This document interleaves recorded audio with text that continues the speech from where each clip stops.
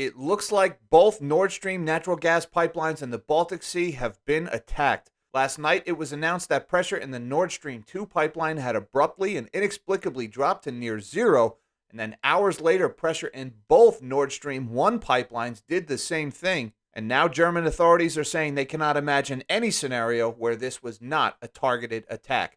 What's up, guys? I'm Nobody Special. We've been talking an awful lot on this channel about the energy crisis that's facing Europe right now. And if you were holding out hope that cooler heads would prevail and the gas flow would be restored, well, unfortunately, it looks like those hopes have now been dashed, shrinking my big melon of a head. This is in Reuters, dated today. Gas from Russia's Nord Stream 2 pipeline leaks into the Baltic Sea.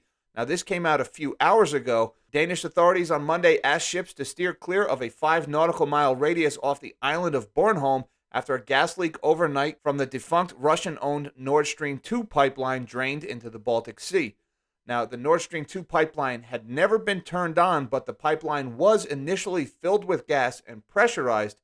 It's just it was never activated. So there was gas in the line, and then last night, abruptly, something happened, and all that gas started to leak out, and the pressure in the line went to zero. The German government said it was in contact with the Danish authorities and working with local law enforcement to find out what caused the pressure in the pipeline to plummet suddenly. Denmark's energy ministry declined to comment. And then it was a few hours later that this story popped up in Newsweek, again dated today. Mystery surrounds pressure drops hitting Russia's 2 Nord Stream pipelines. Mystery surrounded a sudden drop in pressure in Russia's controversial Nord Stream pipelines Monday, even as gas leaked into the Baltic Sea. The 2 Nord Stream pipelines emerged as a tense point of relations between Russia and the rest of Europe amid the Russian-Ukraine war. Many Western nations have sanctioned Russian oil, leading to economic unease and higher gas prices in a bid to weaken Moscow's economy. The pipelines were intended to transport gas from Russia to Germany across the Baltic Sea. On Monday, gas from the Nord Stream 2 pipeline, which had its construction halted in February prior to Russian President Vladimir Putin launching an invasion of Ukraine, spilled into the Baltic Sea near Denmark after experiencing a drop in pressure, according to a report from Reuters. The Nord Stream 1 pipeline, which has been shut down for weeks, also experienced a pressure drop on Monday, Reuters reported.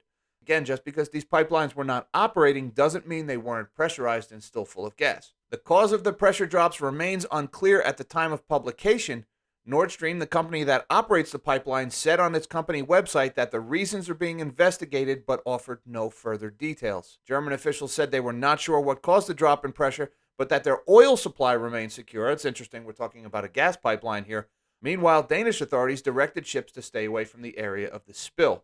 Now, there is very little information available on this story right now. I've been trying to figure out if there's anything else going on. Unfortunately, the details are pretty sparse.